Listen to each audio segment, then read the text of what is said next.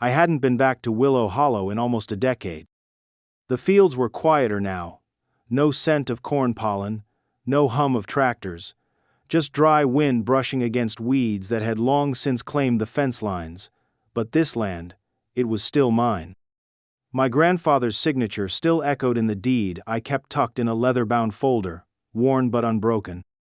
I parked my pickup near the old oak tree, same place Grandpa used to sit every harvest, but what I saw past the ridge stopped me cold. Bulldozers. 3 of them. Crawling over the eastern field like parasites, flattening soil that once grew soybeans thicker than a preacher's promise. I walked straight toward the nearest group, heart pounding. A woman in a black blazer turned before I could speak. She was polished, sharp, and cold like stainless steel left out overnight. "Excuse me." "You're trespassing," she cut in, not even bothering to ask my name. "I own this land," I said firmly. She smiled, but it didn't reach her eyes. "Mr.?" "Elijah Brooks." "Well, Mr. Brooks," she replied, voice clipped, "Sunny Trails HOA lawfully purchased this property. You're interfering with a $12 million project. I suggest you step aside." That was the first sign. Not just of disrespect, but of war. The wooden shed behind the farmhouse smelled of old oil, dust, and dried hay like time had settled in and never left. Elijah hadn't set foot in there since the funeral. Now, every creak of the floorboards echoed like a whisper from the past.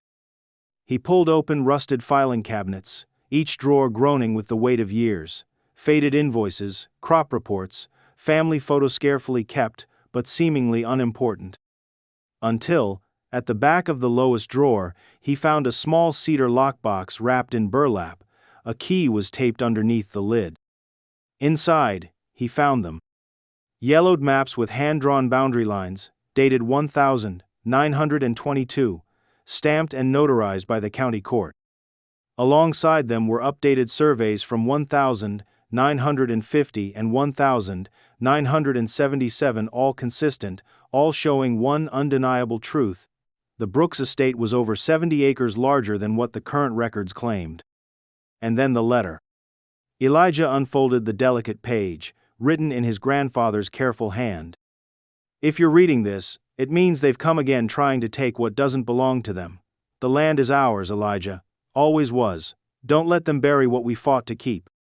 The truth is in these maps, you just have to show it." His hands trembled, not with fear, but with purpose. He laid the surveys out on the floor of the shed, watching the boundaries unfold like the edge of a battlefield. It was all there.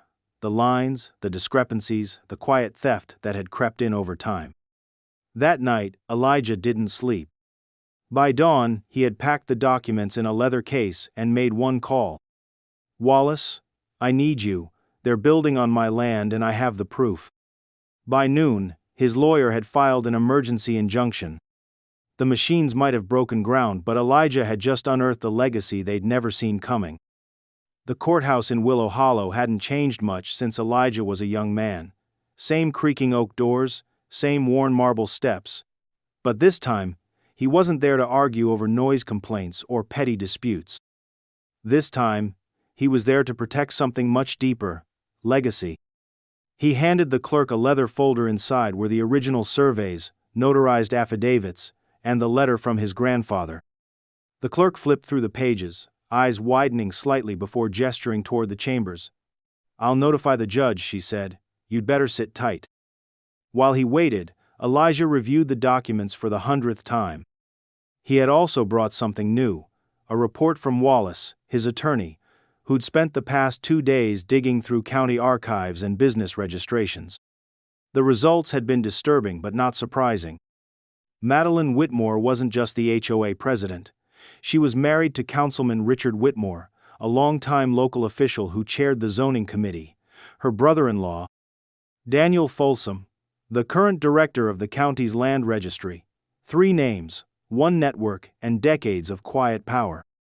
In 1994, a boundary adjustment was filed under routine utility easement. The signature on that filing was faint and suspiciously unlike Elijah's grandfather's. That alone wouldn't have been enough to raise alarm, but then came the second change, recorded in 2001, this one slicing off nearly 73 acres from the eastern portion of the Brooks property. No public notice. No proper hearing. Just a form with a signature, quietly added to the county record. The most damning evidence, however, came in the form of a loan agreement Elijah and Wallace had uncovered buried within public financing records. It was dated just 5 months ago. A $16 million development loan issued to the Sunny Trails HOA and guaranteed using the very land in dispute as collateral. Elijah's land. Collateral for someone else's profit. When the judge finally entered, she was brisk but attentive. "Mr. Brooks," she said, adjusting her glasses, "this is quite a claim. On what basis are you requesting an injunction?" Elijah stood slowly. He wasn't a man of speeches, but he had the truth. "Your Honor," he said, "my grandfather's land was stolen one form at a time. What started as a 10-foot easement became 73 acres. These documents show that no legal sale ever took place. Yet now, this HOA has leveled my fields and is borrowing millions with my inheritance as their foundation." He stepped forward, placing the surveys and notarized comparisons on her bench. "My family worked this land for 3 generations, and now I'm being told I don't even own it. I respectfully ask that construction be halted until this can be resolved in court." The judge nodded slowly, flipping through the pages. When she reached the forged signature on the 2001 boundary revision, she frowned. "This is troubling." She glanced to the clerk. "Get me confirmation from the county archives, and notify the development office no new permits until further notice." Turning back to Elijah, she said, "I'm granting a temporary injunction. Construction must stop immediately. You'll have your day in court." Relief washed over Elijah, but it was laced with something sharper resolve. Outside the courthouse, Wallace met him with a firm handshake. "You did good in there," the lawyer said, "but this won't end quietly." Elijah nodded. "I'm not expecting quiet, just justice." As they walked down the courthouse steps, Elijah looked out toward the eastern ridge of Willow Hollow. Somewhere beyond those hills, bulldozers stood idle for now. But he knew Madeline wouldn't let them rest for long. She didn't just have money on the line, she had connections, reputations, entire systems built on buried truths, and now he'd uncovered all of it. The web of power was wide. But Elijah Brooks had just found the thread to unravel it. The Sunny Trails Community Hall glittered with the shine of new money and old ambition. Rows of folding chairs were lined up in perfect order beneath strings of soft white lights. Pamphlets promising luxury redefined sat neatly on each seat, beside complimentary water bottles and HOA-branded pens. On stage stood Madeline Whitmore in a crimson blazer and pearl necklace, beaming before a large projection of swimming pools, walking trails, and $12 million promises. "Our newest development will raise property values, attract premium residents, and place Sunny Trails at the forefront of Meadow County living," she declared, voice smooth and polished. The crowd clapped politely, murmurs of approval passing from homeowner to homeowner until the doors at the back creaked open. All heads turned. Elijah Brooks stepped through, dressed simply in a dark denim shirt and well-worn boots. In his hands, a thick brown folder, aged at the corners but packed with fire. The applause faded.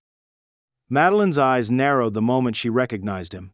"Mr. Brooks," she said, voice slicing through the room, "this is a private HOA gathering. You have no standing here." Elijah kept walking down the center aisle. "I have standing," he said calmly, "on every inch of land this meeting is sitting on." A hush swept over the room. He stepped up to the edge of the stage, ignoring Madeline's outstretched hand blocking his way. "I won't take long," he said to the crowd. "But I suggest you all listen, because what I'm about to show you affects every home, every yard, and every deed in Sunny Trails." He turned, laying out the documents on the front table. Original land surveys from 1922 and 1977, court-certified and cross-referenced with current county maps. He pointed to a highlighted section. "This," Elijah said, "is Willow Hollow Farm, the land my grandfather worked until the day he died. The land I inherited." And according to these legal surveys, it extends 73 acres farther east than the county records currently show. Gasps rippled through the room. Elijah continued, voice unwavering. That means the Sunny Trails clubhouse, he gestured to the window, where the building's lights still glowed in the night, was built on my land. Whispers became murmurs. Someone stood to look out the window. A man clutched the pamphlet in his hand, like it might offer some protection from the truth. Not just the clubhouse, Elijah added, lifting a second map. 20 homes along Cypress Lane and Oak Bend Circle, built without legal claim to the soil beneath them. Madeline's smile cracked like thin ice. This is a hoax, she snapped, voice rising. These documents are ancient, irrelevant. Mr. Brooks is trying to extort this community with fake papers and fake claims. Elijah turned to her, gaze steady.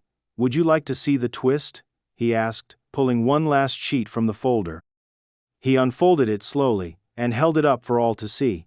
It was a satellite overlay, matched against the original property lines, showing in bright red the structures built on disputed ground.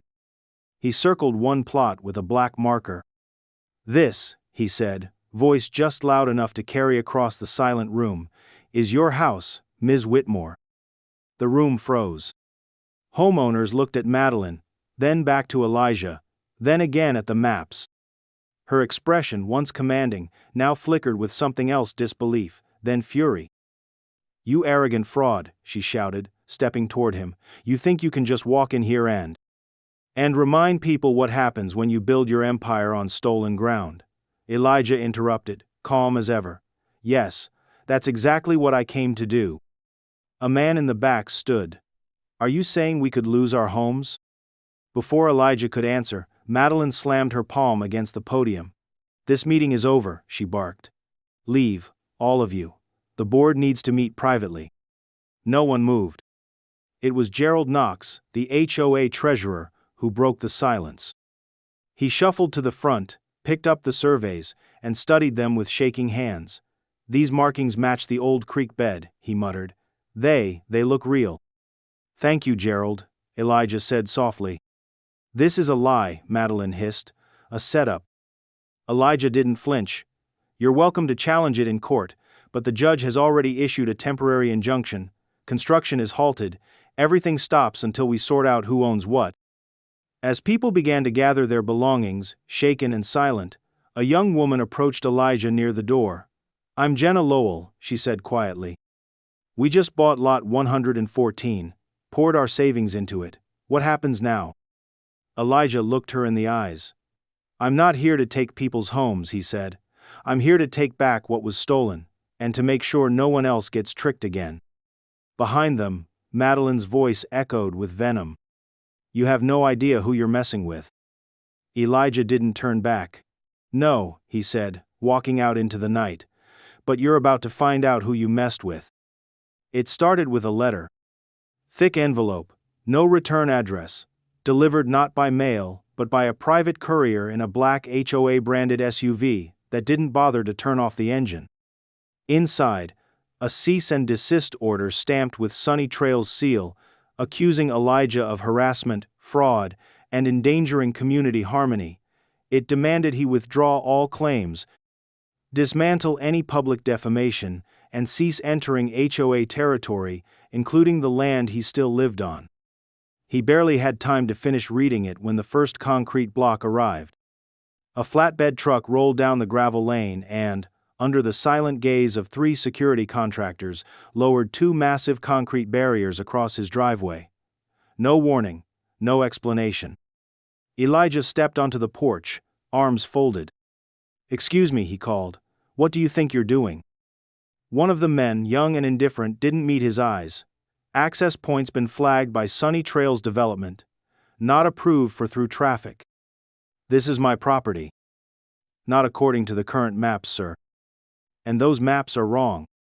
He got a shrug in return. Take it up with the HOA. By evening, the water slowed to a trickle. By midnight, the power went out. Elijah sat alone at the kitchen table, lit only by the dull glow of an oil lamp. The silence wasn't peaceful anymore, it was forced, weaponized. At 6:40 47 the next morning, his phone rang. Unknown number. He answered. A familiar voice purred through the line. "Good morning, Judge Brooks," said Madeline Whitmore, each syllable dipped in venom and victory. "Enjoying your stay?" Elijah didn't respond. "Let me explain how things work around here," she continued. "The county commissioner? My husband golfs with him every Sunday. The building inspector's daughter? Works for my real estate firm. The water department supervisor? Just bought a home in Sunny Trails at a significant discount." She let it hang in the air like a blade. "By this time tomorrow, your property will be cited for at least a dozen code violations. Your wiring's outdated, your septic system non-compliant, your porch railing, unsafe. And once we notify the fire marshal, well, you'll be lucky if the house isn't condemned." "That's illegal," Elijah said calmly. "That's politics," Madeline replied. "And you're not from here anymore, Mr. Brooks. You don't know how deep our roots run." "I know how to pull weeds," he said, then ended the call. He stared at the dead screen for a long time. Then, he opened the leather notebook that had never left his side, the one his grandfather had given him at 19 when he first entered law school. On the first page, in thick, aging ink, were the words, "If you can't win with force, win with truth, and if the truth needs time, build a case." So Elijah did. He called Wallace, his attorney, and documented every move, the barriers, the utilities, the threats. Then he picked up his coat and went into town. Not to the courthouse. Not to the news stations. To the people. He started with the ones he remembered, Mrs. Gaines, whose rosebushes had once been deemed aesthetic violations.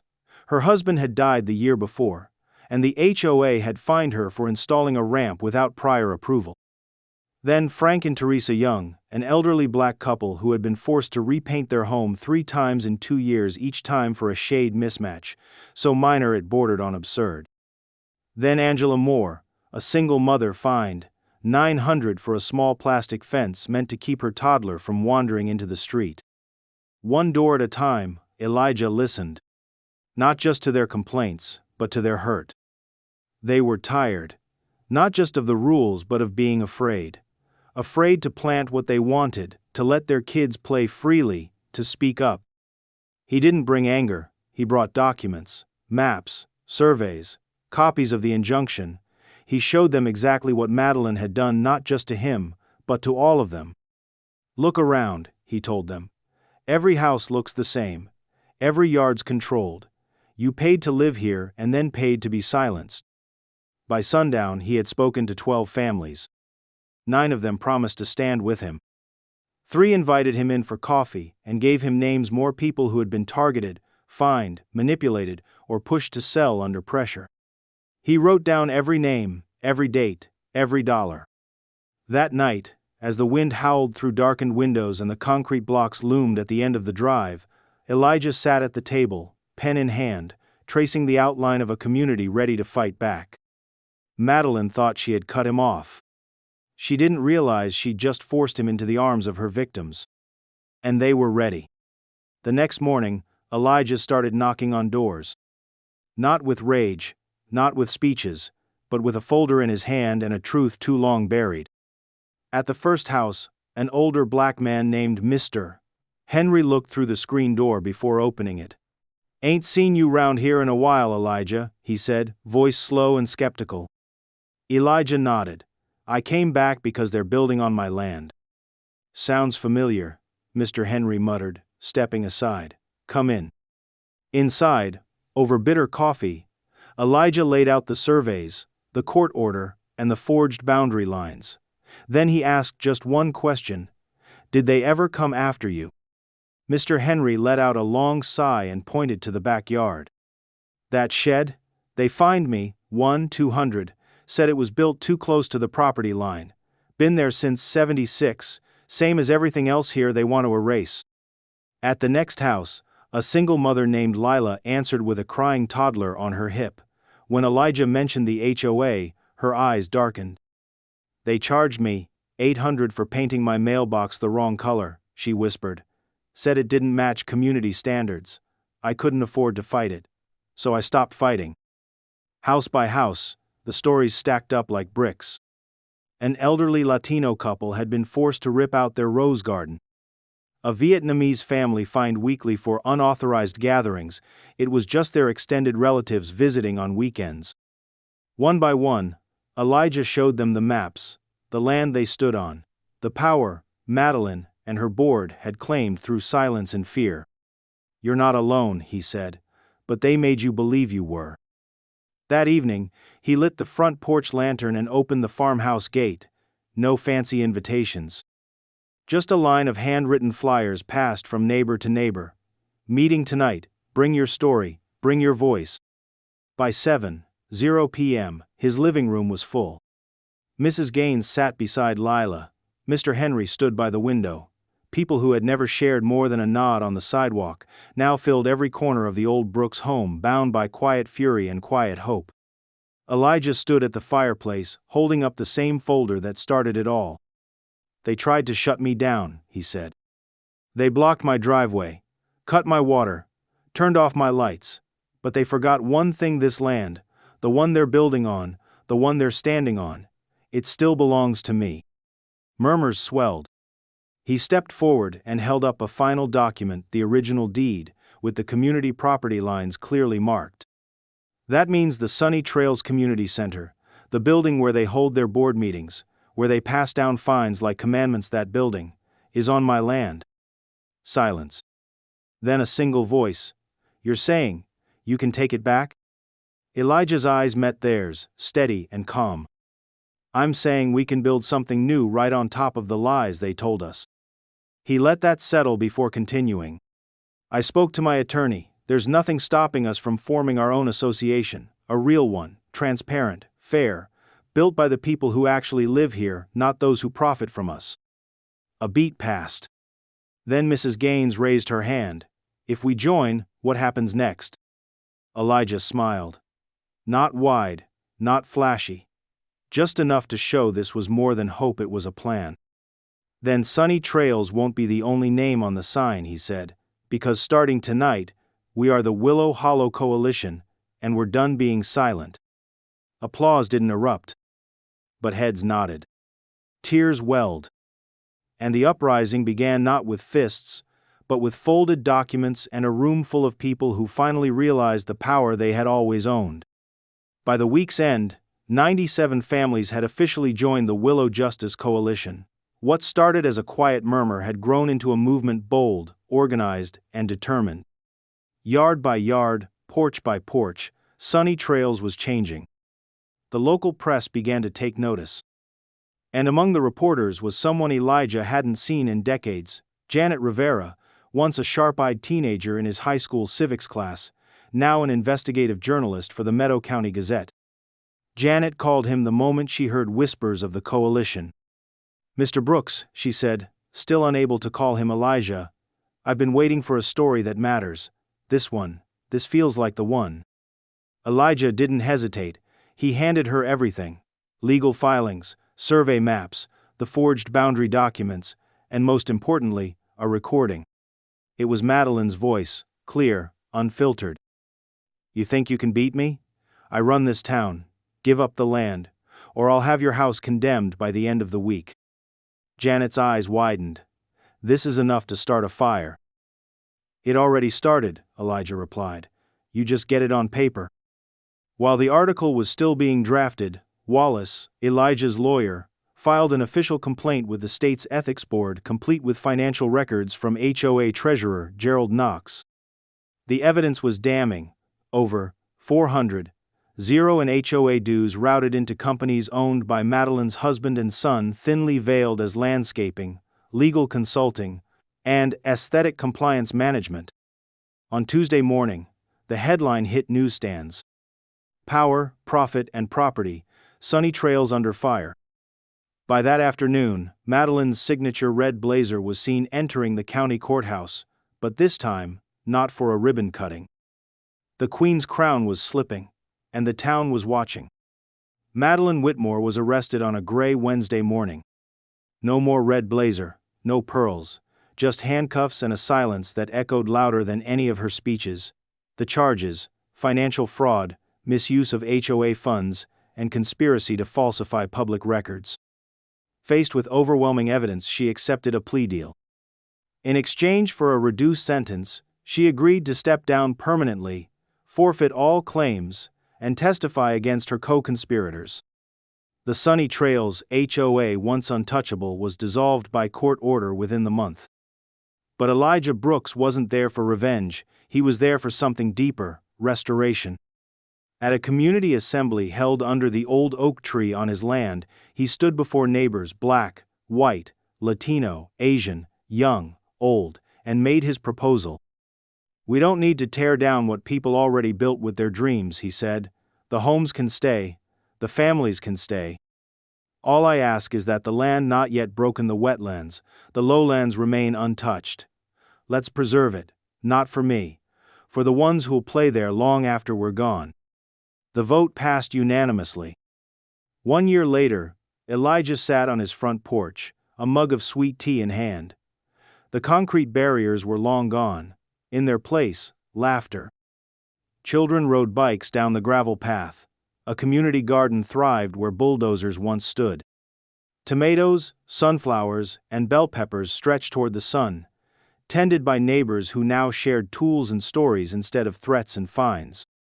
The old farmhouse had been repurposed as a community center. Potlucks, book clubs, and birthday parties filled its rooms. No board, no fear, just people living together. At the edge of the property, near the restored marshland, a hand-carved wooden sign stood tall, painted in bold letters. "Respect is not a luxury, it's the foundation." Elijah smiled, watching a young girl chase fireflies across the yard, the same yard his grandfather once stood on, guarding the soil with quiet dignity. The trap Madeline set had failed. But the one Elijah built, it had caught something far better: hope.